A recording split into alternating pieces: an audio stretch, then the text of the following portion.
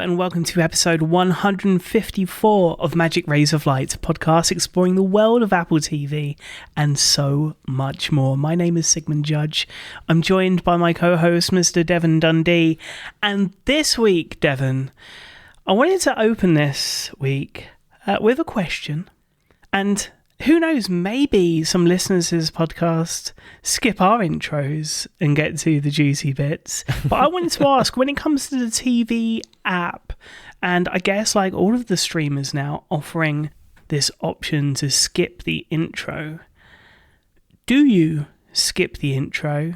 If you did last week, especially with Severance, oh, what a mistake to make. Oh yeah, do not miss the Severance Season 2 intro. It is well worth a watch. Yeah, I feel bad for people who skip that one, for sure. But this is going to be a little bit of a guilty confession here, Sigmund, because I have to say my stance on this has changed over time as life demands have come along and things have happened. And I think TV intros have gotten longer. At least that's how it feels to me. I have a rule. I have to watch the intro on the premiere and the finale. Or with Apple Original Series, it's usually actually episode 2 when they introduce the title sequence. They usually don't do it on the premiere. So I have to watch it first and last. But on the middle episodes, if I'm in a hurry, I will skip it sometimes. And it makes me sad. I hate to have to do it, but it's a habit I got into. My wife can't stand the intros. She's the reason the skip intro button exists. She's one of those people who just pushes it the second it appears. And so I started to compromise on that when we started watching things together, but I have at least, kept that with at least twice a season. I have to see it and appreciate the work that goes into it. And, it's good to get you in the mood.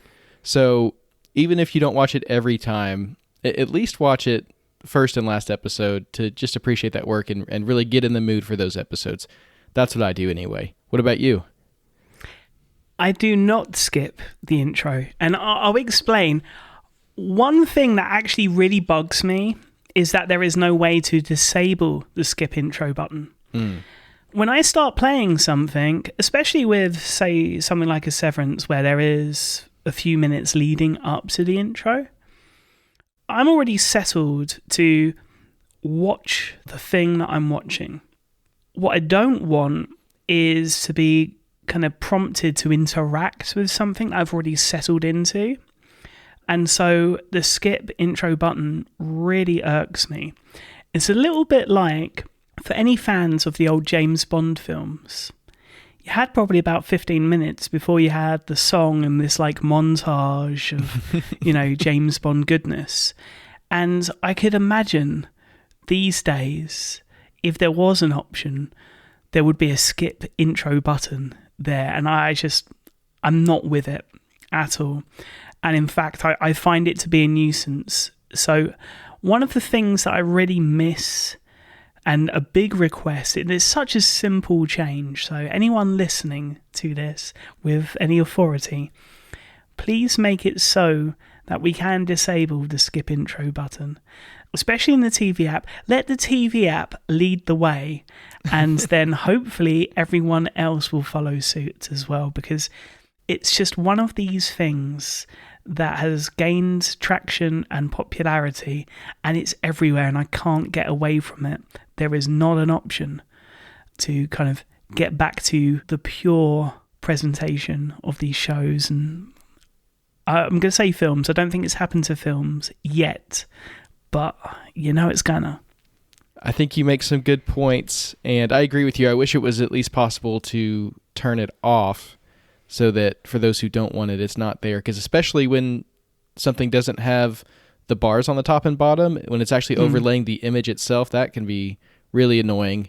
And even to dismiss it, that's interacting as well and taking you out of the experience. Yeah, I completely agree with you. I think it should probably be an opt-out because it is such a popular feature. That's why it's there. But I think there definitely should be an opportunity to opt out of it. Anyway, if listeners have thoughts on this, I hope you don't have anything too mean to say about my approach, but if you have any comments and feedback about your approach to intros, we'd love to hear what you think about it. Devon, I feel like I'm the outlier here. I think you're going to be fine. Some people may ask, what's wrong with you? Why don't you want to skip all of the intros? It's a little bit like skipping songs in an album. I am someone that loves to listen to a full collection of songs as opposed to a single. And I know things have changed in that regard as well. And it's mainly, let's be honest, down to the introduction of streaming services, right? And being able to really a la carte pick what you want to listen to, and maybe you just want to buy a few of the tracks and not the whole album, just the ones you've heard on the radio. And so I found it really funny last year when we got the top 100 albums from Apple, which was curated, and a lot of thought and a lot of process had gone into making this 100 album list. And of course, we talked not that long ago about Apple commemorating the list with a limited edition book, limited to 1,500 copies, published in collaboration with Asoline, and it's a book that's part of the Legend series. It's very much like the design book, except it comes in a beautiful cover, and rather than the silver foil pages, you've got gold foil on the ends. And it's beautiful, and I had to have it. So I have number 1368 of 1500. It was supposed to come middle of November. Didn't come until like last week. It took a while. Totally missed Christmas, which was going to be the Christmas present to myself, but instead I got to enjoy it for the new year. It's a wild list, Devon. I made a joke in a private chat over the last week that I'd got it, and now the next step was to replace all of the pages, apart from maybe a few. 9 Inch Nails, A Downward Spiral is in there. Famously, The Miseducation of Lauryn Hill by Lauryn Hill is number 1 on the list. I think like a Bad Bunny album is number 8.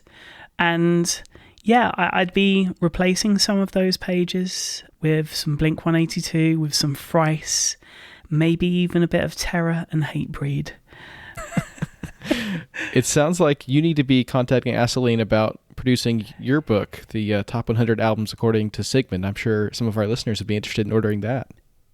Well, the actual reason that I purchased this book was really a bit strange, in the sense of my feeling was, if I showed Apple that there was an audience for this, then maybe they'd go ahead and get in a bunch of directors, a bunch of producers, a bunch of cinematographers, get them all together and devise the top 100 films from Apple. So that's the book I'm hoping comes, and I hope it's black, so we get that yin and yang to the Apple Music book. But yeah, it's another nice part of the collection. Your ever-growing collection of Apple rarities, Sigmund. I love when you send me texts with the things you get in the mail sometimes. They're very, very cool. Some amazing limited edition books, and yeah, we'd love to see Apple make more of them, especially in the film department. But let's get to the world of Apple TV, because that's what we're here to talk about. This week, we're going to discuss the premiere of docuseries Vietnam, The War That Changed America, and Sigmund's picks for the Sundance Film Festival's online portion this weekend. We're going to talk about our ideas for improving gaming on Apple TV in 2025, but we're going to start with this week's return of Apple original series Mythic Quest, one that we're very excited to dive into. The reunited team at Mythic Quest confronts new challenges amongst a changing video game landscape. Stars rise, egos clash, relationships bloom, and everyone tries to have a little more work-life balance. The foundation of our new and improved MQ is clear boundaries. Ooh. Boundaries, baby. Boundaries. What difference does it make if the AI is ready? Just pull up the notes. I don't do notes. I need to crank up the intensity. Crank up, you say? Yes. Whoa, what is happening? I'm totally and completely naked, David. I can see that. Why? This is created once again by Rob McElhaney, Charlie Day, and Megan Gantz. Stars Rob McElhaney, Charlotte Nickdow, David Hornsby, Danny Pudi, Ashley Birch, Imani Hakim, Jesse Ennis, and Naomi Ekperigin. Devon, we are back with Mythic Quest, and this is a show that we've loved ever since it debuted. I, in particular, very, very fond of the first 2 seasons. The 3rd season, I think, had its issues, but when it comes to this story, I'm very, very happy to be back for a 4th season. And given how long it's been since its debut, it's time for a little recap, I think, of where the characters are and where this world has kind of expanded into its own side quests. Yeah, let's get caught up going into Season 4. Mythic Quest follows the development team behind this open world game that we get cutscenes of throughout the series, which I love getting little glimpses into the actual game because they talk about it so much, but we don't see a ton of it. But I think those cutscenes are just hilarious. Now, at the end of Season 3, after the failed launch of their independent studio Grimpop, Ian and Poppy return to Mythic Quest as co-creative directors. They tried to go out on their own, do their own thing. They thought they'd outgrown Mythic Quest, but then they realized that they wanted to go back to kind of their baby that they created together, and they're going in as partners. Now, they bring along their open world creative game Playpen, which was a big part of Season 3, and the success of that new game eclipses the original Mythic Quest, which creates tension between Ian and Poppy and David about the company's priorities. Of course, David Hornsby is kind of the corporate liaison to Mythic Quest. He's trying to wrangle everybody and keep things on track, and he's the go-between between the studio and their offices in Montreal. And he gets caught in the middle constantly, of course, between creative and business priorities. I think this season it's going to be very interesting to see that disparity between these 2 games now that they're balancing rather than just the one. Finally, Dana has recruited Brad and Joe to work for her in her new creative venture, and she creates a successful game within Playpen, but she's tied down by her standing contract with Mythic Quest, a problem that Brad takes on as his new mission. I love this trio of Dana, Joe, and Brad. I think that's just a really clever combo of people to get in a room together and just see what is going to happen. And again, it's kind of these factions within the company. They're all there together, but it's these opposing goals that are kind of butting up against each other as we go into Season 4 that I think are going to be really interesting. Yeah, I'm excited for this 4th season because I love the fact that Hornsby now has almost like a bigger role within the studio, because as Ian and Poppy left, he's been given a lot of the responsibilities that they've forsaken. And there is this storyline within this 4th season where he is really struggling to want to be everyone's friend and also having to wield that power and make those decisions. And very much, his character kind of continues on where it was before, except I would say in the past where either Joe or Brad would be able to wrap their little finger, he's a little more reluctant and a little more strong-willed this time round. Well, I love that for David, kind of growing a little bit, standing up to people. I always did love the dynamic between Joe and David, where she's his assistant, but she's also a lot more aggressive than he is. And so I think that relationship is going to be interesting to see play out now that they don't have that dynamic, just to see what's going to happen there. Now, one of the recurring themes in the Season 4 premiere, which is available today, is the need for boundaries between personal relationships and the professional ones, something that the MQ team has traditionally struggled with. Do you think there's any hope for improvement here? We talked about David, but how about the rest of the team? Well, when you think about Ian and Poppy, their kind of boundaries that they're trying to draw is Ian coming to terms with the fact that Poppy has a boyfriend and a life outside of work, so she can't stick around until midnight and just work all hours of the night with him, brainstorming, and have that unhealthy work-life balance that he's used to her having. That relationship, I don't know if I have a ton of hope in growth there. I mean, we've been with them for 3 years now, and while we've seen some improvement between them, a lot of times they just come to the conclusion that what they have works. It's gotten them this far, right? And so they just carry on despite the fact that it's so dramatic. So I could honestly see that boundary storyline between them creating some conflict and then fizzling out. But the other relationship that really is having to draw boundaries this season is Dana and Rachel, where they're learning how to navigate life at opposing ends of the business and having to conceal information from one another despite the fact that, they're romantic partners. And that is one that honestly, I could see it going better there.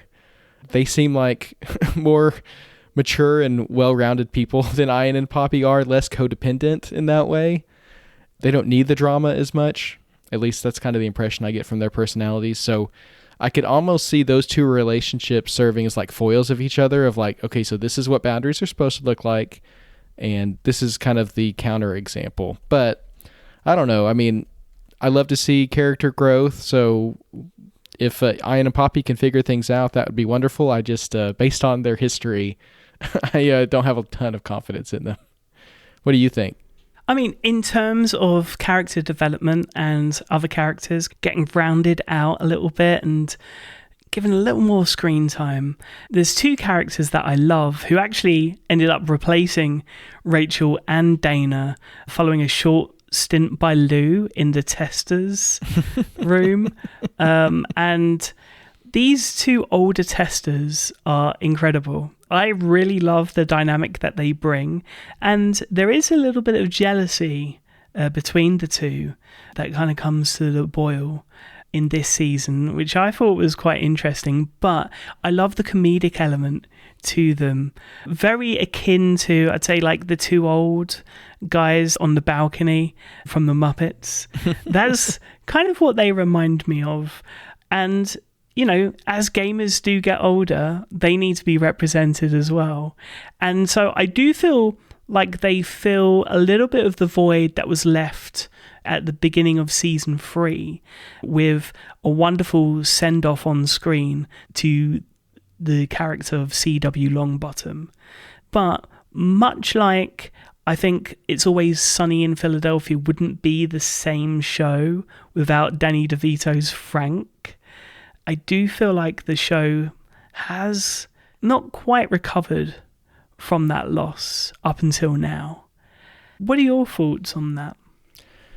It's a shame because thinking back on seasons 1 and 2, I did love that character very much and the dynamic that he brought. And I mean, the jokes that we still reference to this day, backstory. I mean, we wouldn't have that without C.W. Longbottom. So I agree with you. There is definitely an element of that dynamic that hasn't quite ever been recreated because it's just impossible to recreate that spark twice.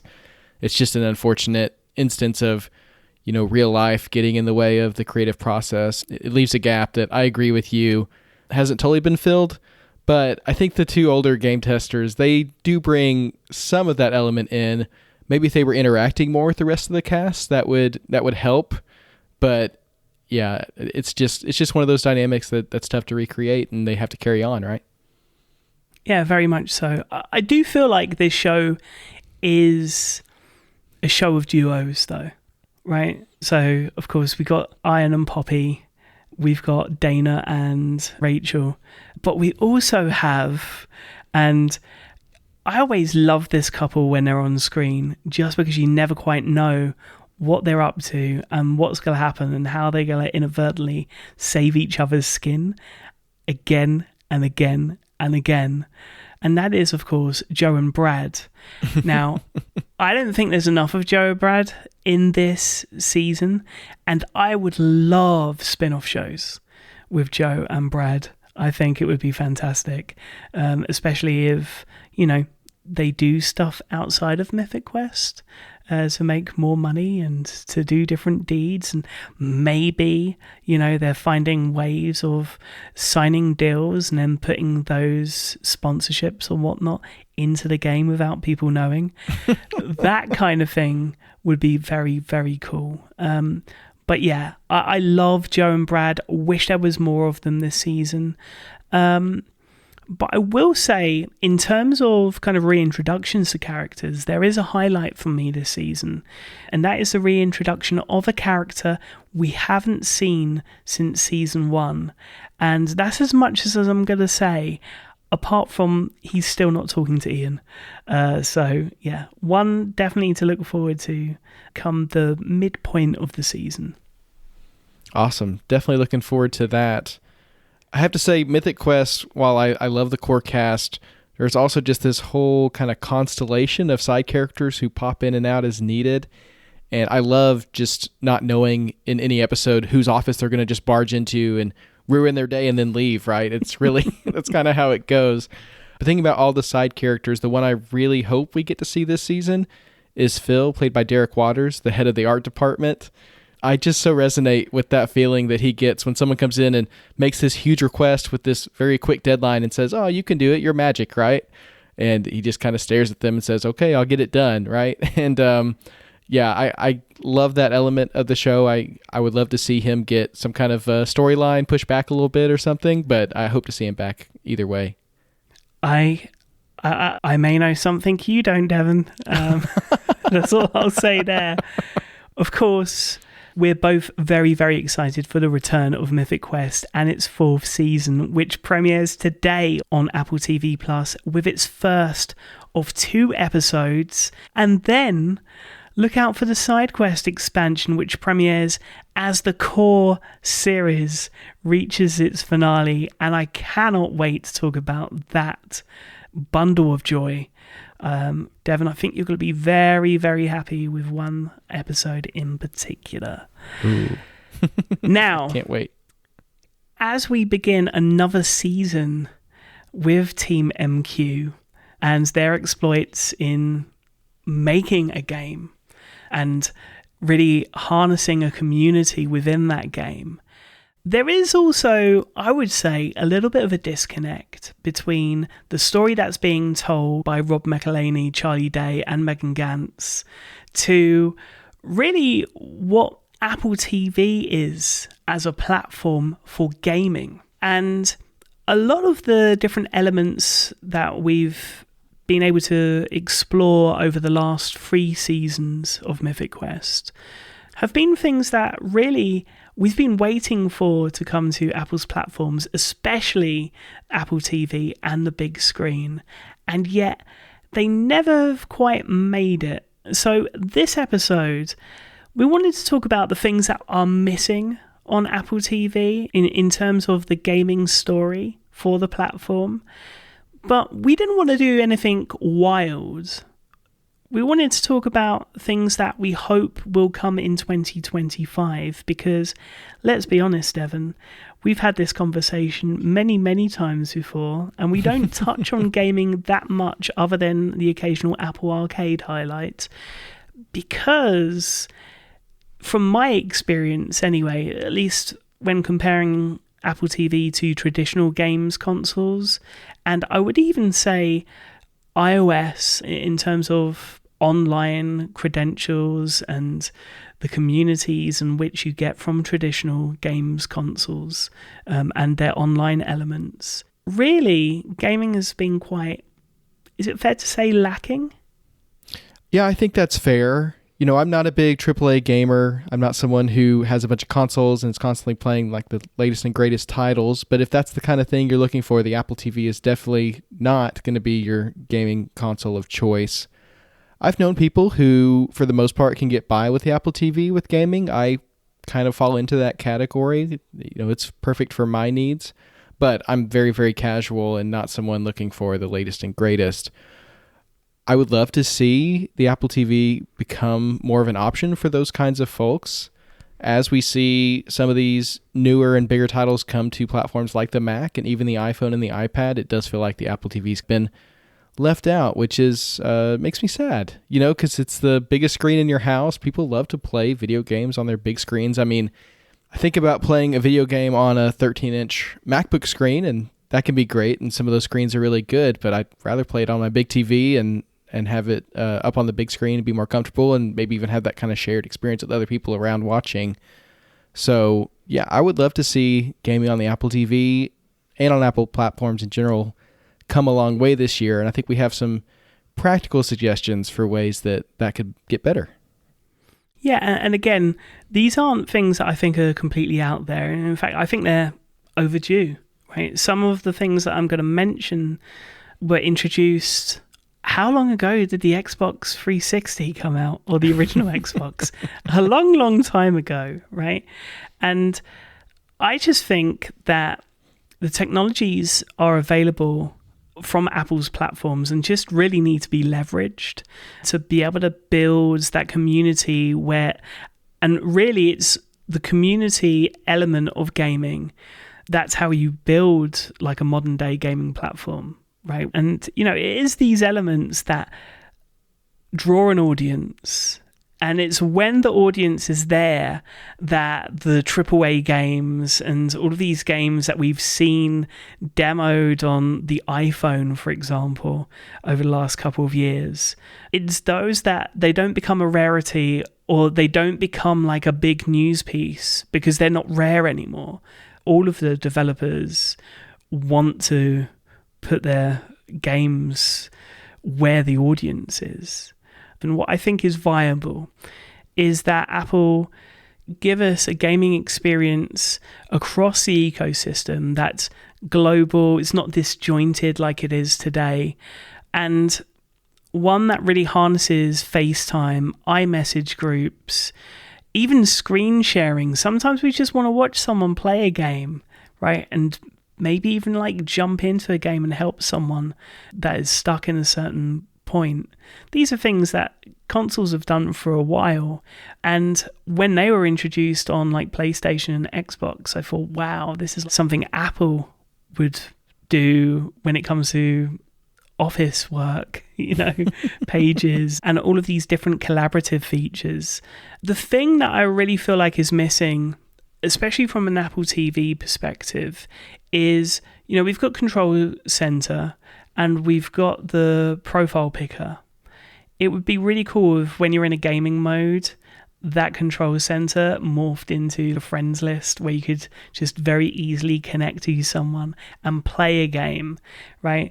You talked about being a casual gamer, and I think that's where, you know, the Apple TV right now has something akin to Nintendo in the sense that a lot of the games are very casual orientated and are very family friendly.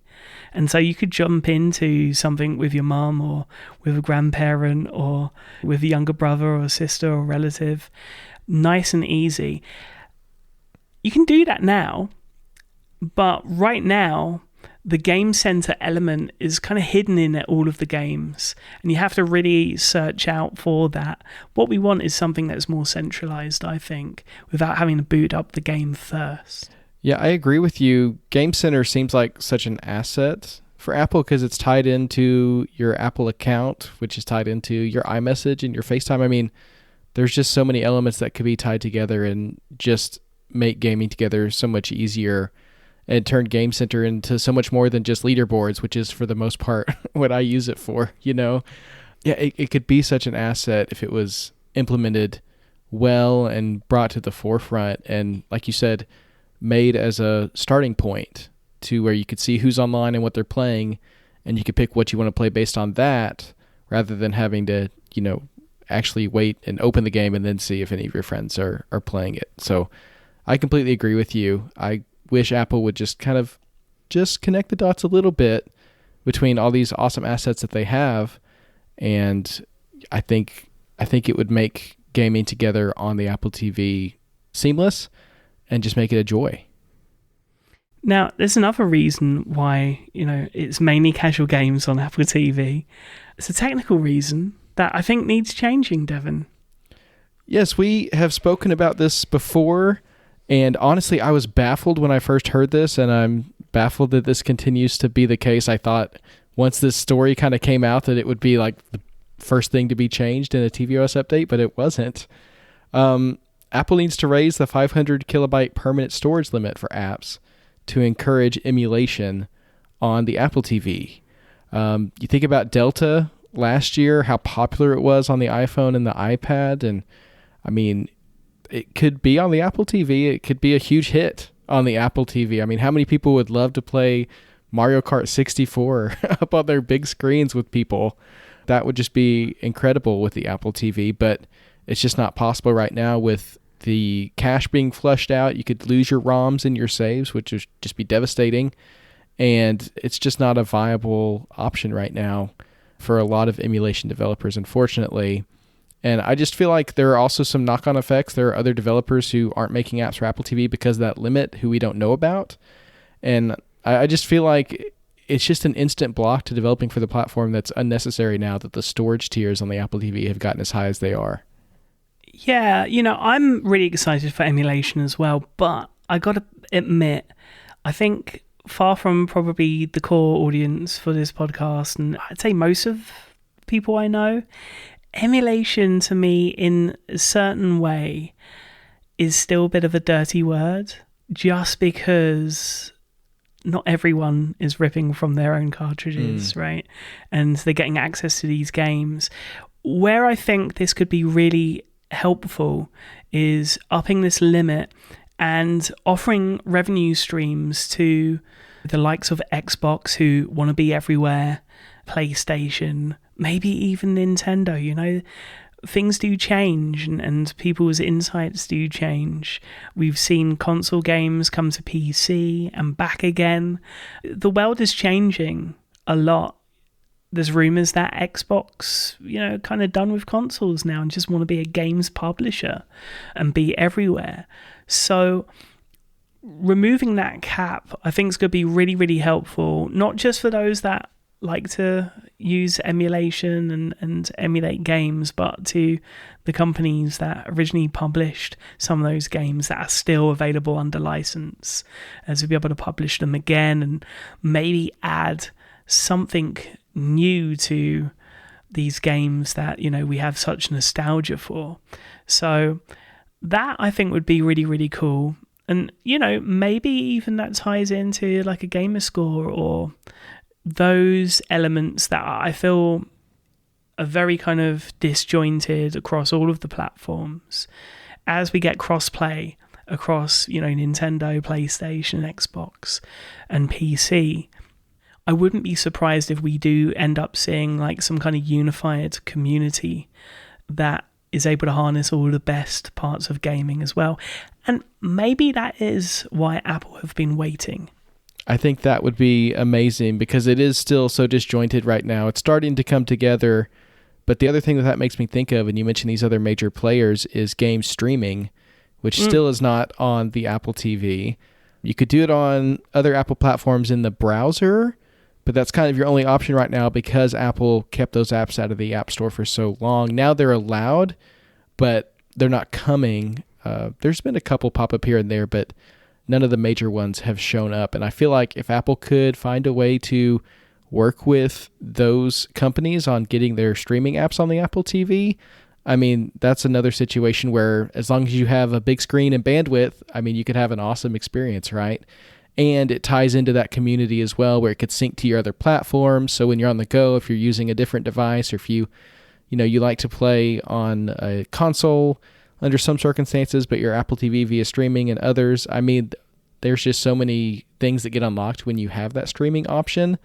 Personally, as someone who, again, doesn't play a ton of video games, doesn't own a bunch of consoles, streaming is one of those things that I'm always happy to know is out there. If I ever want to play something that way, I feel like it'd be really easy for me to get started with it, but I can't do it on my Apple TV. And if there's anything Apple can do to make that happen behind the scenes, I think that would be something I'd love to see this year. Do we want to talk about the service that I think really has kind of taken over the gaming conversation when it comes to Apple since it launched in September of 2019, just a couple of months before Apple TV Plus? Yeah, Apple's big services push. One of the things that came out of that is Apple Arcade, a service I still use every day and enjoy very much. But I think that there's a conversation to be had about where Apple Arcade is right now in terms of the balance of the releases.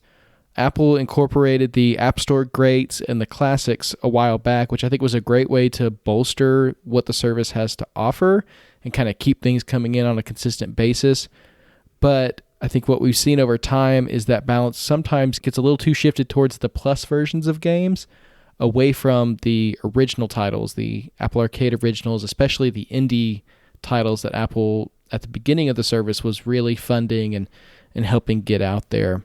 And of course, Apple TV doesn't always benefit from the App Store greats additions because a lot of times those games weren't originally developed for Apple TV and they're not required to be in the service, right? That was one of the cool things about the service originally, was that almost all the titles were on Apple TV because it was in the contract, right? You had to be on all the platforms, and that's been taken out for some of these older titles, which makes sense to grow the service in terms of what it offers. But then you've got this whole platform that's missing out on these additions to the service, which, you know, is unfortunate, especially when it's the biggest screen in your house. It's the one that people gather around to play these kinds of games. And so what I'd like to see is Apple embrace the arcade originals aspect of the service again and really become a haven for indie titles. I know this was something that they tried in the beginning and ended up kind of shifting gears, but I still feel like there's room in Apple Arcade for more of those indie titles. I feel like there's room in the world for one service that really understands that world and embraces it and makes it work for these smaller studios.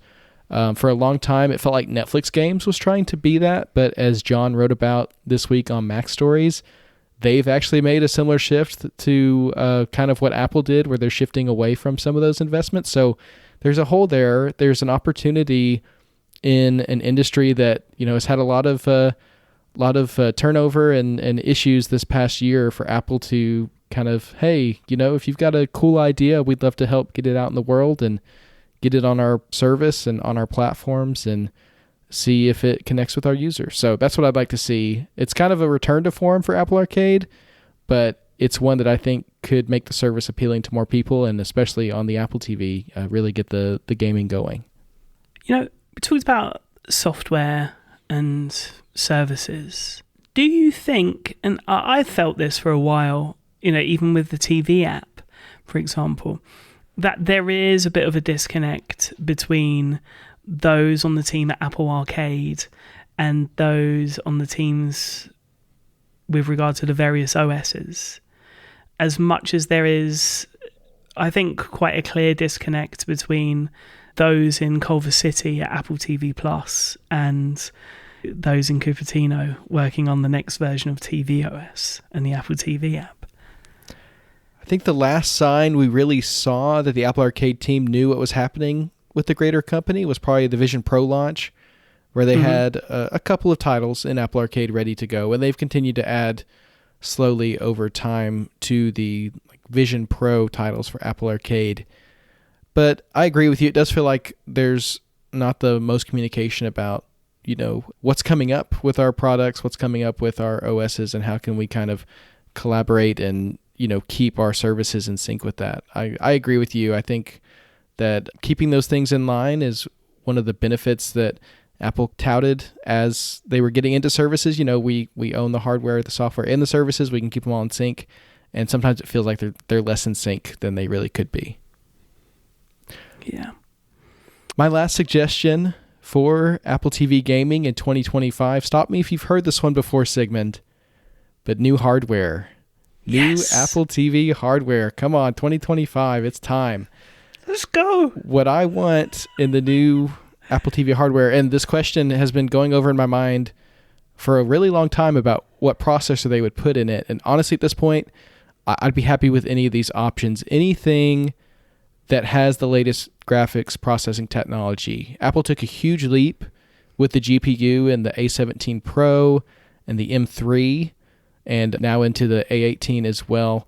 So put any of those. I prefer the M3, but you know, that may be reaching a little far. If they want to take the A17 Pro, which they're apparently still producing for the iPad mini, if they want to put some of those in an Apple TV, give us ray tracing, hardware ray tracing on the Apple TV. I mean, I think that would help, you know, just get that device on board with the rest of Apple's products in terms of what it can do graphically, and then you hook that up to a huge screen, I think you're going to have a great time. So we've heard rumors that new Apple TV hardware is coming. Latest we've heard from Mark Gurman, it's probably late this year. So we may not be looking at spring, which is, I think, what we kind of had in mind. But I mean, honestly, if it's fall, I'm happy then too. I'm just ready to see some new Apple TV hardware. I think we're both pretty ready for that. I mean, this is the supposed reality that I want to live in for at least the next few months, Devon. Every report I've read on hardware and new Apple TV has been, well, they're going to make the Apple TV even more budget friendly, right? And that doesn't necessarily help with our dreams and wishes. But I do wonder if that is just part of the story come the fall. And I think if they are going to sell a more expensive Pro Apple TV, I think gaming is the story, provided they have all of the parts of the puzzle ready to go. So we'll have to wait and see. Every time I see a little bit of a report from Mark Gurman or otherwise, I get very, very excited. But yeah, definitely a fair few months to go, I think, before we see that become a reality. But the countdown is on. Let's move from hardware and gaming on to software. This week saw the release of tvOS 18.3, which featured security fixes and performance improvements to FaceTime. Not a ton of user-facing features in this one, but that's okay. It's good to keep your Apple TV up to date for security especially, and you'll just be ready for 18.4, which we have to imagine the beta of is just around the corner. The company also released updates for its other platforms, including iOS, iPadOS, and macOS. The awaited integration of smart vacuums into the Home app doesn't seem to be included in iOS 18.3. We heard rumors about it being included in the code, or at least mentions of it.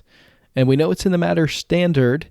And we know that there are some Matter smart vacuums out there. We just talked about one recently that came out at CES with a robotic arm that I know you're very excited to try out, Sigmund. I can't wait for your review of that one. We'll see. We'll see what it costs. But anyway, yeah, we thought that was coming this release, but I guess we'll have to wait and see. Maybe that'll come in 0.4. I mean, I'm not sad about this, Devon. I've held off on the robotic vacuums, and now I have a reason to just continue to hold off, because I am definitely waiting for that vacuum with the arm. So I'm very happy, and they can delay it even further. Sorry, everyone else. In terms of the app news this week, one that I'm very, very happy about, because it is an app that I kind of gave up on because it was missing a few bits that any football fan needs if they're a completist and they're following their team, right? I could follow Manchester United in the Premier League and the Champions League at one point, now the Europa Cup, but I couldn't follow them in the FA Cup or the League Cup. And at one point this season, it looked like Manchester United were going to get relegated, which is unfathomable to think about. And so it wasn't looking like I was going to be able to follow them in the EFL Championship. Well, all of those competitions are now included in the Apple Sports app, which is very, very cool to see. This app also has been updated to include easier navigation with the ability to swipe left and right between teams and leagues that you follow, along with broadcast information for national games. Now, this is where there's a bit of a bugbear of mine. I remember as MLS just started to kick off and Messi had just joined the league, I got invited to an online press conference, and I got to ask a question with regard to the TV app and its sports integration outside of the US. And what I was told was, we've got nothing to announce just yet, but wait and see. And that gave me hope a couple of years ago. And still to this point, we don't have any sports integration with different services and broadcasters, especially in the UK, where we need it for football, for rugby, for cricket, and so much more, alongside, NBA and NFL, which we also have access to through plenty of services that are available on Apple TV.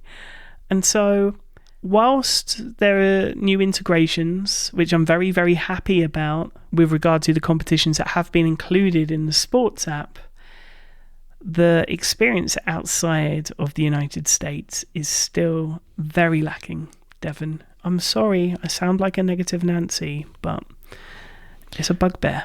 No, it's totally fair. And as soon as I read this line in the Apple Sports app update notes, I immediately thought of you, and I thought, okay, I need to confirm if this is international or if this is US only. And as far as I can tell, it seems to only be integrated in the US, because that's the only place where the TV app has the sports integration. And yeah, I mean, people around the world love their sports. The sports app is trying to appeal to international sports fans with the leagues that it includes, but the TV app's not there in terms of its integration. And so now the sports app is missing this integration as well. And yeah, it's disappointing. We'd love to see it come to more territories, roll out over time. Apple does this. They release a feature and then they roll it out to more places over time, but this one just feels stuck in the US for some reason, and we hope to see that change before long. Well, as we said in our talk about gaming, right? You build the platform and you make it a home for a certain audience, and that audience will come and continue to come, right? And then they'll look into your offerings. So, for example, MOS could have a massive audience in Europe, despite some of the kickoff times. But the people that watch the Premier League aren't tuning in via the TV app, and therefore they're not going to see MOS next to it and maybe hit subscribe. So, yeah, it's unfortunate.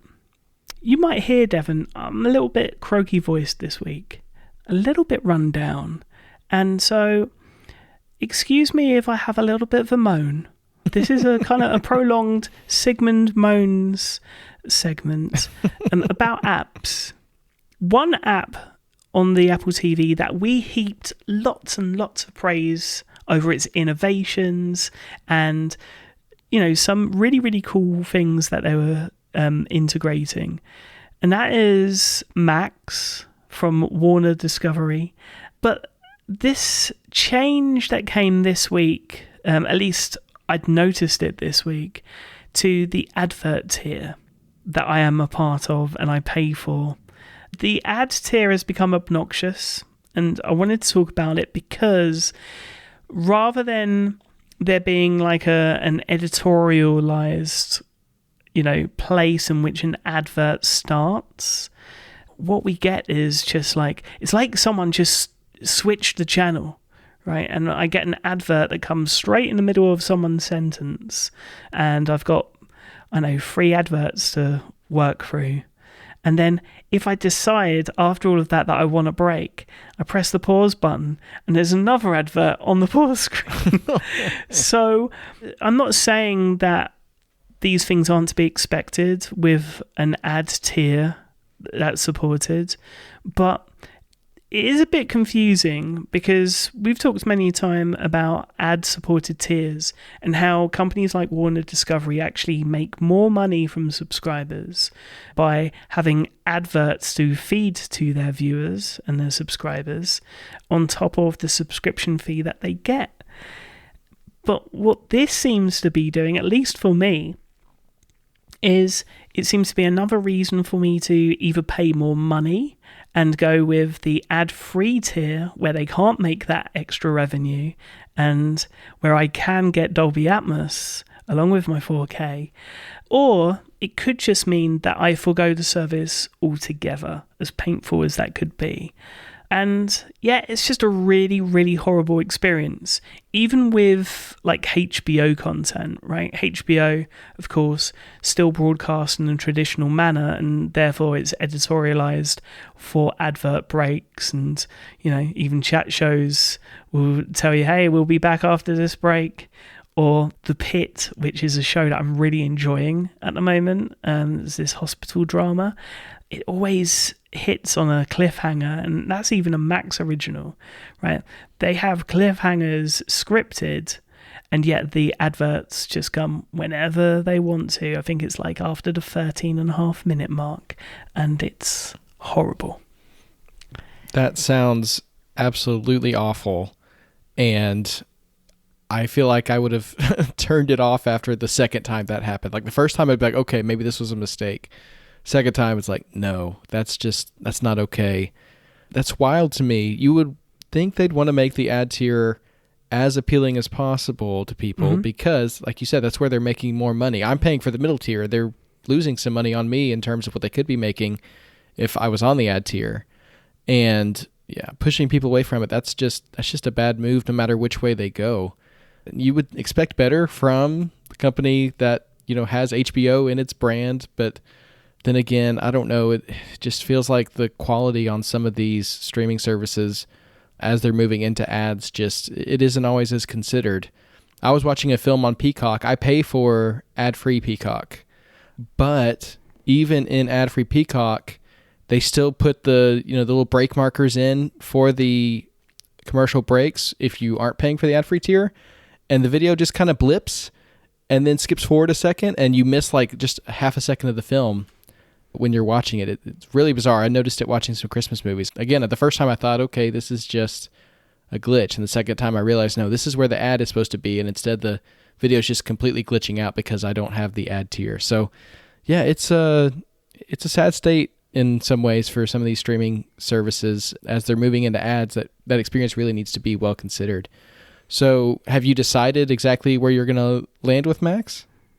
I think after the subscription has subsided, I'm just going to let it subside, and I'm not necessarily going to resubscribe. I'm not on a month-to-month. Like, I got this really cool deal during Black Friday, which I think's about to expire, and I think I'm just going to find other avenues in which to watch Max or, some of the originals that come to the likes of Now TV and other platforms, including BBC iPlayer. And hopefully that's enough for me. But the experience is just bad. And I do think at some point you have to kind of put your money where your mouth is. I will say I respect your decision to stand by what you believe and vote with your wallet. But Max is still going to be getting money from me. I was given some homework from my co-host over the holiday break that I have started. That's a little tease for you of some upcoming content. I've been spending some time in the Max app recently, so they're still getting the money from me anyway, but maybe that ad tier will get better and they'll win you back eventually. But yeah, totally understandable why you'd be canceling or letting your subscription lapse at this point. I mean, give me back Succession, more seasons, I'll be back in the jiffy. See, that's how it works, right? Let's be honest. A little bit of a kind of recap on a piece of news from last week, and that was Plex and their preview that became available on Apple TV and tvOS, or I would say reopened. When it first initially became available, I just found out about it way too late, and all the test flight spots had been taken. We've both dipped into it last week briefly before we talked about it, so we didn't really have many thoughts. But I do now, after having a week with it, and may I just say how disappointed I am with this update. Plex have a bit of a conundrum on their hands in the sense that they are very much, a app where you serve your media files through their server software, and then they have a player software that connects to the servers from yourself or from your friends, and you're able to watch what they're serving. Very, very cool, very simple. The problem, though, is beyond the Plex Pass, which I am a lifetime subscriber to. I managed to get that lifetime subscription because I really felt that they were going to do away with it at some point. That cost, I think, over $100 during like the Black Friday deal time. And I think it's like $200 otherwise. Anyway, those prices may be way out of date by the time you're listening to this. But that's what I remember from memory. The problem, though, is Plex really don't have a way of monetizing this beyond the Plex Pass, right? They've found ways of being able to link to other services. So if there's something you wanted to watch and you want to subscribe to a service, it will link you direct to where it's showing. That's very cool. And it does seem like they're offering some rental alternatives within Plex, which is very cool as well. So they'll make a little bit of money from that. However, they're starting to prioritize these things. So they have their free content. They also have this like new TV EPG with lots of live channels. Very, very cool. And something that I've been hoping Apple would implement themselves at some point, because there's so many of these cool live free channels and premium channels that are available across all of the different apps, and it'd be great if we could find a central spot for that. But that's a different conversation for a different time. The main issue that I have with this Plex preview, albeit being a preview, we don't know if there is any kind of like editorial that you can make within the app where you can kind of put your content up front and first and pin the stuff you want, hide the stuff you don't, like in the current app. But in this preview, you cannot. And what it means is I'm basically clicking probably 3 or 4 times more than I was to get to my content beforehand. And that's mainly because whilst the older app, or I'd say the current app that's not in preview, the one that's available to the public, is using the vertical space of a TV the way that, everyone has kind of fallen in line with, from Disney to Netflix to the TV app. Plex have decided to not go down the vertical route, but go down the horizontal. And not really use the space wisely on a TV screen. And it's really just a jumbled mess. It's a horrible experience. And I do worry that if this is what they're shipping, and there is no option to revert, much like I am fretting with Macs, I think you're going to see a lot of long-time Plex users possibly move to something else. And there is competition in this space from the likes of Jellyfin, Infuse to a lesser degree. It's kind of disappointing, but I get it. Like, Plex have a real difficult situation because I want the company and the app to survive after all this time, and they got to find a way of monetizing. But I don't know if this is it. That's tough. Thankfully, this is a preview. They are very open to feedback, it seems. So, hopefully they'll take in feedback from people like yourself who want more customization. I think that could help a lot. Yeah, I hope they're able to land on a design that works better for people who have their own libraries without having to overemphasize, kind of the newer stuff that they're pushing. And I would say it's not just me. Say the majority of feedback is very similar. So it's going to be interesting to see if this version actually ships, and if it does, if we're going to have a bit of a Sonos situation on our hands. But yeah, that is the end of my rant. So a bit of positive news, some negative news when it comes to apps this week. Other negative news is, at least as of time of recording, no trailer talk this week, which I'm a bit bummed about. But we do have quite a bit of Apple original news, from festivals to production news to development casting, and some other news, maybe some exclusive news. Where do we want to start? Let's start with South by Southwest. We've got 2 Apple originals coming to the festival. Both the Studio and Government Cheese are set to make their debut at this year's South by Southwest TV and Film Festival, with the Studio opening the festival on March 7th, and Government Cheese set to debut at an as-yet undisclosed date and time in Austin, Texas. The Studio will make its unmissable global streaming debut on March 26th, while Government Cheese is set to debut on April 16th on Apple TV+. But hey, if you're in Austin for South by Southwest, you can see them early. In production, filming for Bananas will reportedly commence in Los Angeles during the first week of March, according to the Cinemaholic.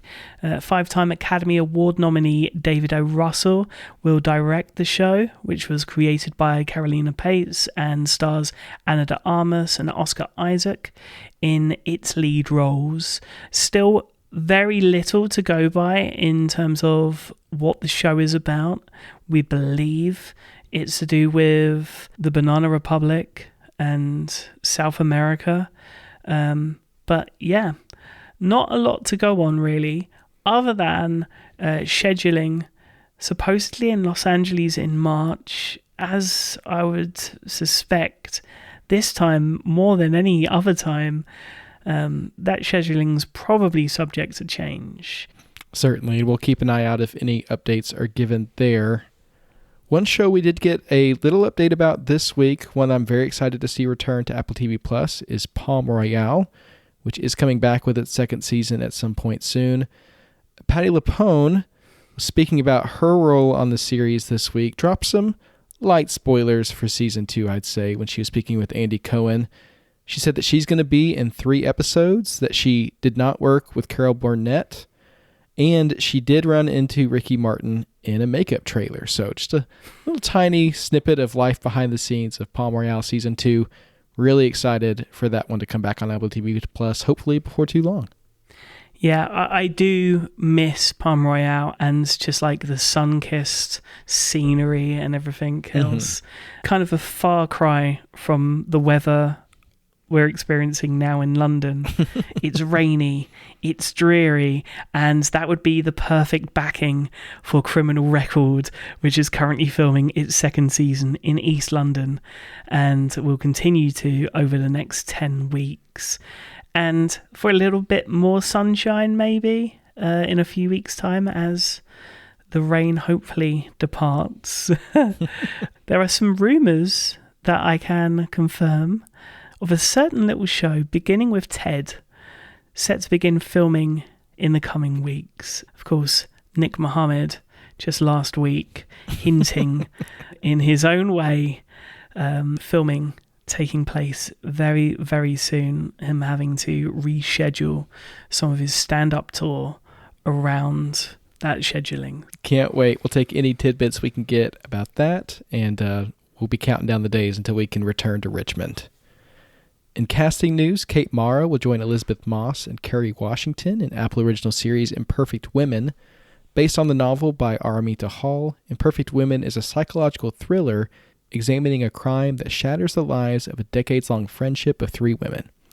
As the investigation unravels, so does the truth about how even the closest relationships can change over time. We knew Elizabeth Moss and Kerry Washington were involved with this, which is very exciting on its own. I think Kate Mara makes sense as the third in this trio, and this is a show that we've heard about for quite some time, but maybe with this cast rounding out, maybe they'll be getting to production soon. In other news, according to Luminate, Severance debuted as the 4th most streamed original series in the United States last week, with 372.1 million minutes watched. I don't know about you, Sigmund, but everywhere I go, people are talking about Severance. It seems like it's in the zeitgeist right now. It's as close to a water cooler moment, I think, as an Apple original series has gotten. It's doing really well, and really happy to see so many people getting into it and all the theories that people have. So many great ideas floating around right now. Some of them coalescing around some of the stuff that you shared recently. Yeah, I won't say more, but very, very interesting stuff in the ether right now surrounding Severance. Yeah, and I would just want to very quickly say our special from the other week, I had such a blast putting that together. Some of the details, especially in the intro, all sound effects throughout from the series. Yeah, check it out if you haven't already. Some other news this week from an Apple original point of view, beginning with our friends in France. Apple has signed an agreement with the French professional bodies to invest 20% of annual turnover from Apple TV Plus in France for the development and production of European and French audiovisual works. Netflix. The majority of that investment will be going to independent producers who will retain rights to their IP. And this still follows similar agreements signed by Netflix and Amazon in the region as well. I think this is really cool. And I would love to see this mirrored and mimicked elsewhere, because one of the things I think is, how are you going to find new voices, new talents, new stories, and new perspectives without doing this kind of thing? So, yeah, I think it's super, super cool. I agree with you. The more international local productions we can get on Apple TV Plus, the better. I'm loving them. It's expanded my range for sure, and I think in this age of streaming, that's what we need. And getting more perspectives, hearing from more creators, seeing more places around the world, that's only a good thing. In some follow-up to a story we talked about last week, the lawsuit filed against Apple and the creators of Servant by filmmaker Francesca Gregorini has concluded after a week, with the jury unanimously concluding that Servant does not borrow from Gregorini's film The Truth About Emmanuel. I think last week we said we thought this trial would take a couple of weeks. It went quicker than we thought. Yeah, it just doesn't seem like the similarities were there, at least according to the jury. This is a lawsuit that has been in the works for quite some time. It got thrown out a couple times, brought back, so it's good to see it come to a conclusion.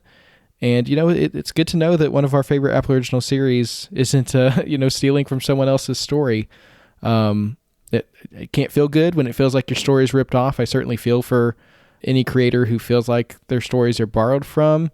But in this case, it went through the process, and it seems pretty clear-cut that Servant was original. I appreciate that because, I like not having those kinds of things in the back of my mind while I'm watching my favorite shows. Yeah, and I think this going to serve as great inspiration for a future M. Night story, and see where it goes. But yeah, I'm glad it's over. I do wish Servant wasn't, though. And of course, you can check out all 4 seasons on Apple TV Plus across all of your screens.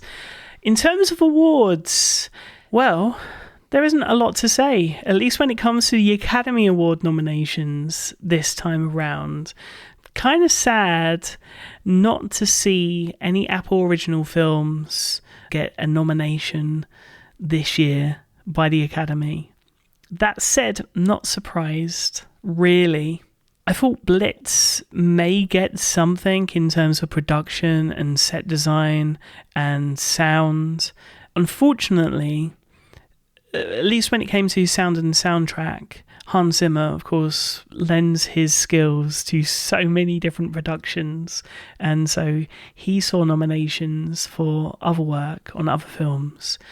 And, well, if you need any indication, my top 20 films from last year didn't include an Apple original film, as much as I did actually enjoy a lot of it, including Argyle, which this time last year will just be hitting cinemas. And if you've not checked it out, I highly recommend you do, because it's a wild ride. It was never going to be up for an Academy Award, but I got to say, I'm a little bit disappointed by this year's award nominations. I know a lot of the people that listen and a lot of people in the Apple community kind of don't really take much notice of the Academy Awards and awards in general these days. This feels like one of those years where if it wasn't for The Brutalist and its 10 nominations, I'd probably duck out, because the film with the most nominations, Emilia Perez, is quite a controversial film for a number of reasons, from its depiction of transgender people and also of Mexican people from a French director. I did not like it. And, well, it's got 13 nominations, Devon, which is as many, I think, as Oppenheimer, which was fantastic and was a film that I will probably watch again, if not maybe Dune Part 1 and Part 2, rather than This Ceremony. But once again, I fret. I'm probably going to watch The Ceremony anyway, and we're probably going to have to make some predictions. Well, I'm disappointed because I already filled out my Oscar bingo card for this year, and I had the instigators on every category, Sigmund. So I've already got a 0, which is pretty close to my score from last year anyway. But I think Apple's fare this year, I mean, I'm surprised Blitz didn't get anything either for costuming or something. But for the most part, it felt like Apple's strategy this year was more mainstream with their films. I mean, even something like Fly Me to the Moon or Wolves, which, you know, we saw how the theatrical strategy ended up kind of spinning out throughout the year. But it felt like those were not meant as much for awards as much as trying to get an audience in theaters. And so I can understand how maybe some of that didn't quite connect with the Academy. And you're right. I think the Academy strategy, whilst like last year they introduced a new award where it was about box office and how well something did and how many people went to see it and, you know, a popular film, it does seem like they've kind of strayed well away from what people watch. And I wonder what that's going to do for the awards this year and really for the future of the Academy Awards. Yeah, I mean, I feel like, I don't know for sure. I don't watch it as closely as other people do. There's always some kind of controversy with the nominations. And, you know, I feel like the balance is never going to be quite right. I mean, award shows, they're just so subjective anyway. But, I mean, they are important and they want to stay relevant. So, yeah, we'll see how it goes and how many people tune in this year. Let's talk about some Apple originals that did get either awarded or nominated this week, though. In the TV area, the Satellite Awards were announced this week, and Disclaimer took home Best Actress in a Limited Series for Cate Blanchett. Slow Horses won for Best Drama Series. Then a film that I would have loved to see get nominated for Oscars, but I knew probably wasn't going to be in the running just because of what an indie film it was. But Fancy Dance was nominated at the GLAAD Media Awards for Outstanding Film for Streaming or TV. Very happy to see that one get some recognition, a film that I know you and I both just adored early last year. Those awards will be announced on March 27th, and Fancy Dance, we are rooting for you. We are indeed. This week's Apple TV releases, starting with last Friday, actually, a surprise. As soon as we were done with the podcast recording, I saw a preview for this, and I was like, oh, we missed it, but I made sure that it was the cover for last week's chapter art of this particular segment of the podcast. And that is Apple Music Live Bjork, who is an incredible artist. I'd say musical artist, but her art far extends beyond just the music. It's the presentation of her art and the collaboration of her art with other artists. Cornucopia is a tour and a film that is based off of the tour and this like incredible experience that we've been waiting for a long, long time. We got an hour or so of her performance taken from the film that's coming from Lisbon, where we get the stage show, but we also get these elements of some of her songs that were brought to VR, and those experiences overlaid in a really fantastical way with different like laser projections, and it was really, really quite special. Not only visually, but also audibly. Spatial audio really taken to its, I think, to its limits as far as what we've heard so far for spatial audio when it comes to music. And what I also love is in Apple Music, whilst I watched the concert on the big screen and on Apple Vision Pro, and I really, really wish there was like an immersive element to this, maybe that's something that can come later down the line. But I got my second listen through just watching on Apple Music where it was split track by track, which is very, very cool as well. So yeah, if you've not checked it out, definitely an experience to check out, and one that kind of flew under the radar last week, but I wanted to point it out.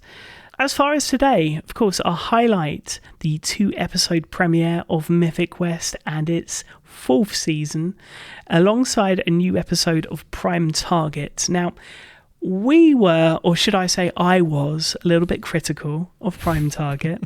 It didn't do enough for me. But what I love about this show is we get to take second looks at this and see what other people are saying. And I think we both agreed wholeheartedly last week that this was very much a series catering for the mainstream, very much a, leave your brain at the door and enjoy. Well, I think that came to fruition, right?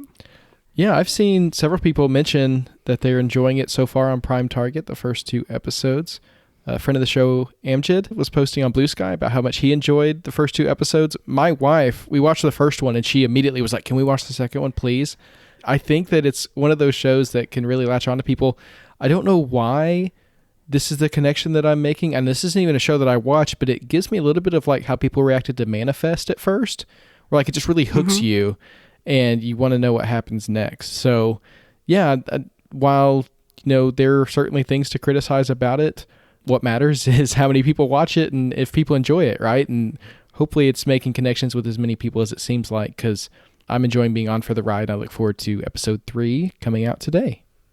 Now tomorrow there's another music experience coming on the Apple TV app. This one's actually going to be free. It's the Fire Aid Benefit Concert. And what they're doing is they're putting on this show with tons of performers in California, live from the Intuit Dome and Kia Forum. Acts are going to include Billie Eilish and Phineas, Lady Gaga, Dave Matthews, Katy Perry, and Green Day. And this is being broadcast across all the major streaming platforms in the U.S.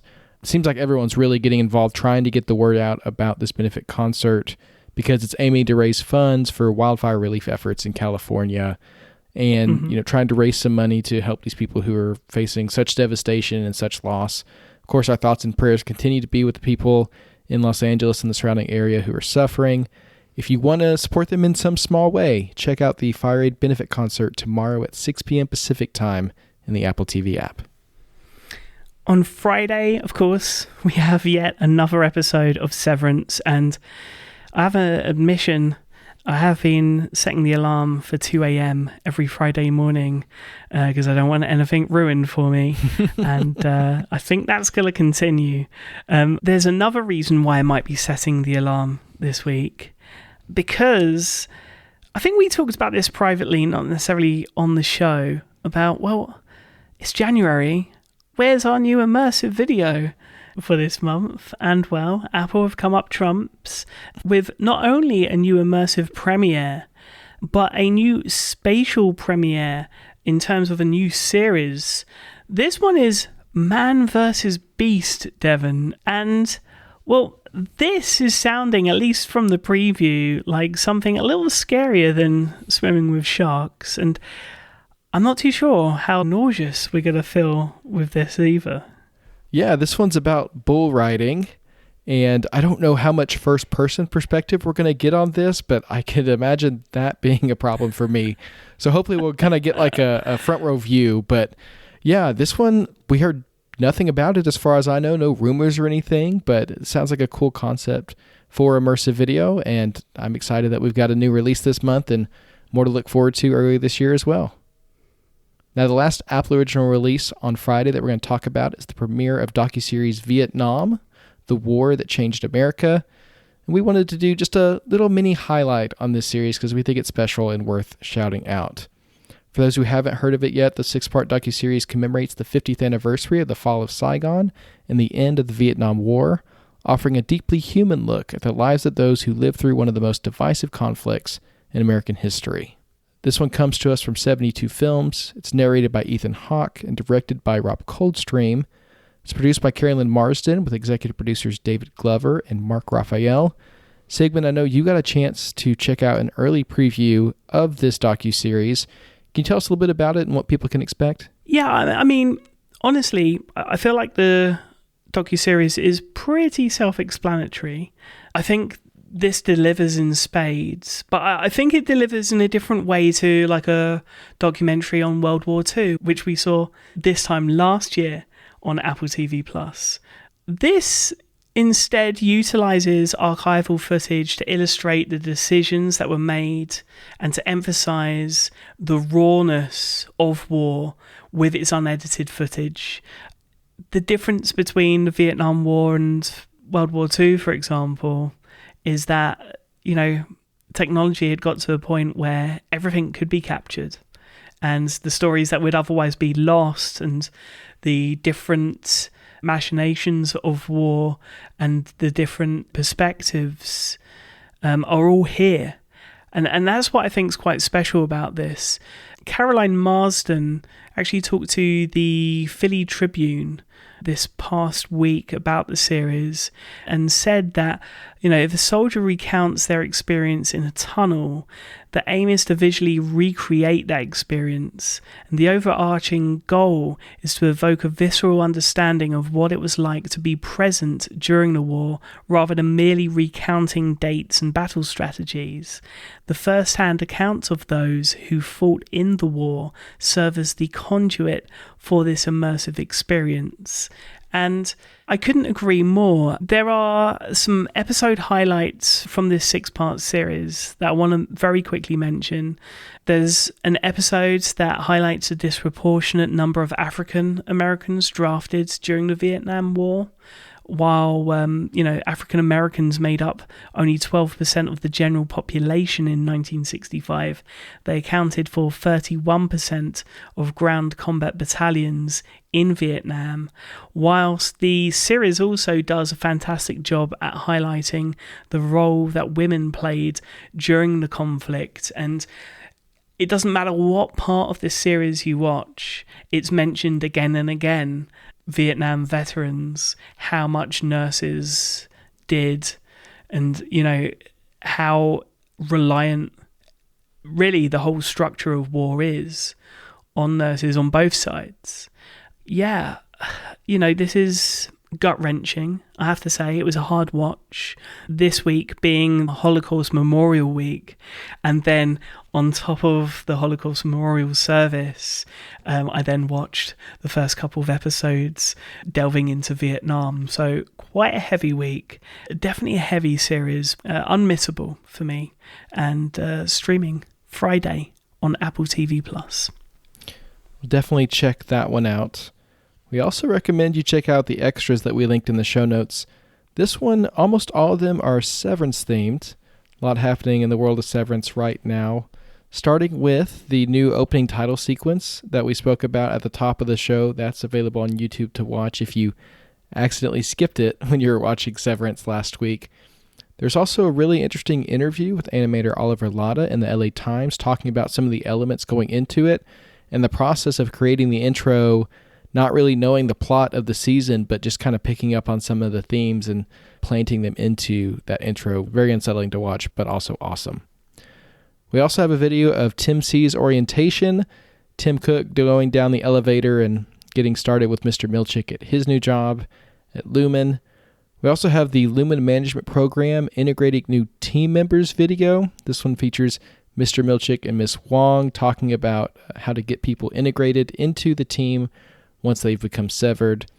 We also have the cast breaking down fan theories, which is hilarious, and Ben Stiller and Adam Scott remember their past, talking about their origin story together.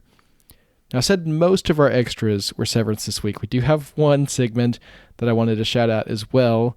The Pill People are back. There's a new Beats Pill ad for Valentine's Day.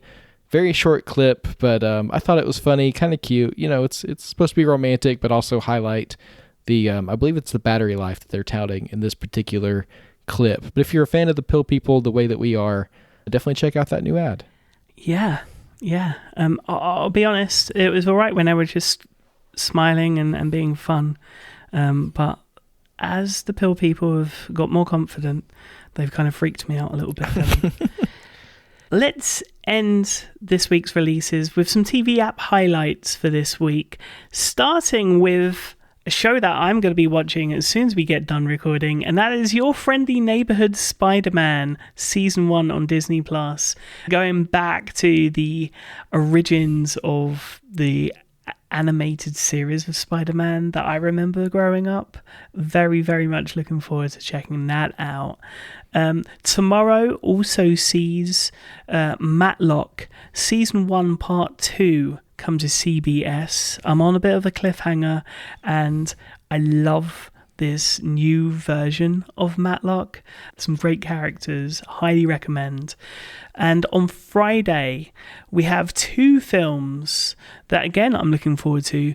Will Ferrell and Reese Witherspoon in You're Cordially Invited on Prime Video, where I believe a wedding venue is double booked and the 2 families go to war with one another. It looks like a blast. Very much looking forward to that. And then for something, a little more awards driven, at least I think it should have been up for an Academy Award should A24 have really pushed this film, and that is Sing Sing, starring Coleman Domingo, who honestly I feel like should have got at least an Academy Award by now. I've seen this film, highly recommended, available on premium VOD. I wanted to talk very quickly about this weekend because Sundance Film Festival, there are many film festivals who, during COVID and lockdown, made a lot of their program available online for people that couldn't brave the cold weather in Utah to be able to check out and be part of Sundance Film Festival, which has become an international film festival of sorts with Sundance London and I believe other places. And I believe Sundance are looking for a new place to host the festival in the next couple of years. But one of the things I love about this festival this year is just how many different films are available to watch online via the Sundance Film Festival app on Apple TV or on iOS or your Mac. And that is very cool. And well, I was very busy getting tickets this year, so I just wanted to mention some of the films that I'm looking forward to. Of course, Sundance Film Festival at home will feature the debut of the upcoming Apple original documentary Deaf President Now, which doesn't yet have a release date, but I would imagine will be out in the coming months. That documentary's kind of followed on from last year, where Girls State was picked up before the festival began. Of course, Sundance being the famous place in which Coda was picked up by Apple, which then ended up winning the first Academy Award for a streaming film. So historical. And then we had Cooper Raiff's Cha Cha Real Smooth also picked up at the festival. We'll be talking about him in a moment, but here are some of my picks for the weekend, beginning with Bubble and Squeak, about a couple accused of smuggling cabbages into a nation where cabbages are banned. Declan and Dolores must confront the fragility of their new marriage whilst on the run for their lives. Is written and directed by Evan Tway and stars Himesh Patel, Sarah Goldberg, Stephen Yeun, Dave Franco and Matt Berry. Then you've got Love Brooklyn, which isn't as surreal. It's about 3 long-time Brooklynites who navigate careers, love, loss and friendship against the rapidly changing landscape of their beloved city.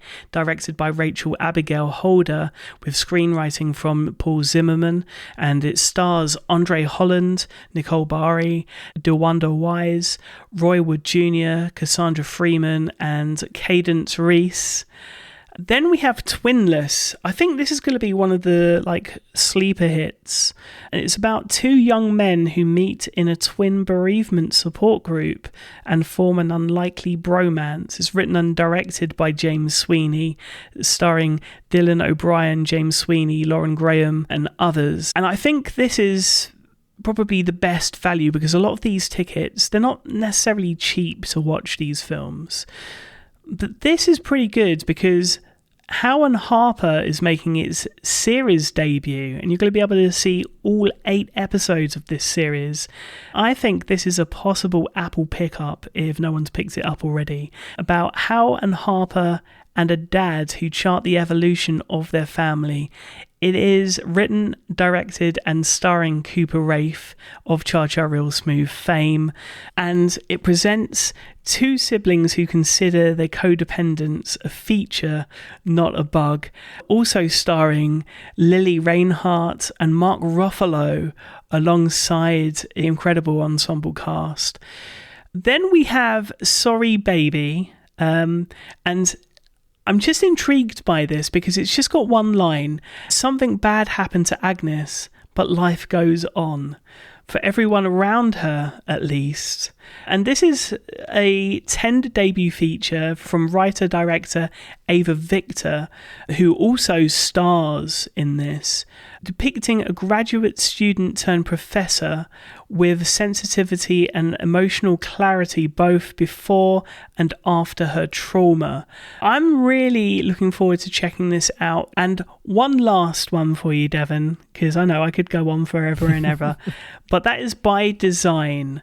And again, this tagline is just amazing. A woman swaps bodies with a chair, and everyone likes her better as a chair.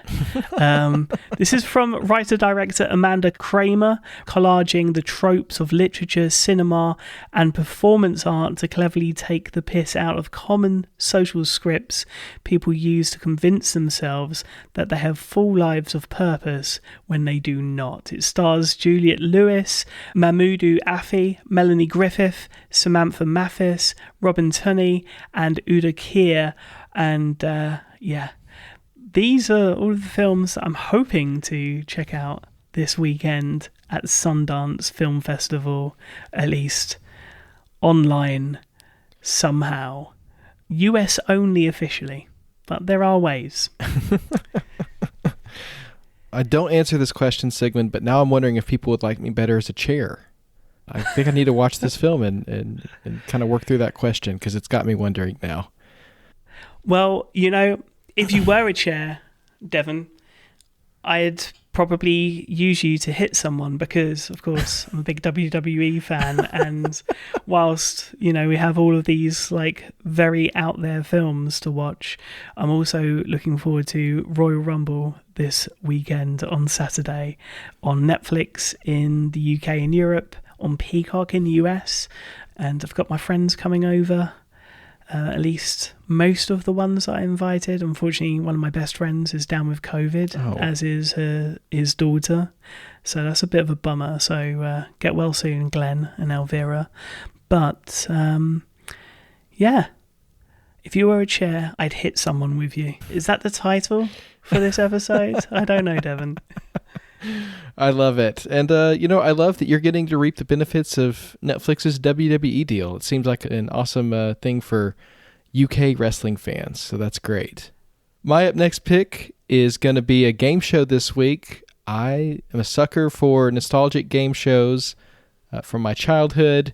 This one just came back. It's Hollywood Squares. It's airing in the US on CBS, but also next day on Paramount Plus, which is how I'm watching it. It's hosted by Nate Burleson and executive produced by Drew Barrymore. We were talking about this before the show segment. I think you guys have a similar show called Celebrity Squares or something like that. But basically, it's a giant tic-tac-toe board, and they make famous people sit in these chairs inside each square, and then they bring in normal people to play tic-tac-toe. They select which celebrity they want, and the celebrity has to answer a trivia question for them. And if they're able to get it right, then they get the square. If they get it wrong, the other person gets the square, and they're playing for money. And, it's X's and O's. But I've always been fascinated with tic-tac-toe. I love the game. People won't play with me because I play too much now, and, that's sad. But this is fun because you get the comedy from the celebrities. You get to critique people playing, and then they also, they get fun contestants to come in and play as well. So this is a fun throwback for me back to my childhood that came back very recently on CBS Paramount Plus, and I've been enjoying it. So if you want a little tic-tac-toe and a little throwback, check out Hollywood Squares. This, I think, would be the perfect stepping stone into true interactive TV, where we could be the Hollywood Squares, but the main people, and then the Hollywood people could be playing the game and ask us the questions. I don't know. I want to stop watching TV and I want to get more interactive. Other than that skip intro button. That's a very good point. You brought us all the way back around, Sigmund. Well, that's what we've got for you this week. Thank everyone so much for listening. Of course, we always want to hear from you, what you're thinking, what you're watching, what you think about the show. You can always contact us on social media via the links in the show notes. You can email the show or send us an iMessage to magic@macstories.net. We would love to hear from you. We'll be back next week as we fall head over heels for Love You to Death. So until then, stay safe, watch some Apple TV, play some Apple Arcade, and have a great week.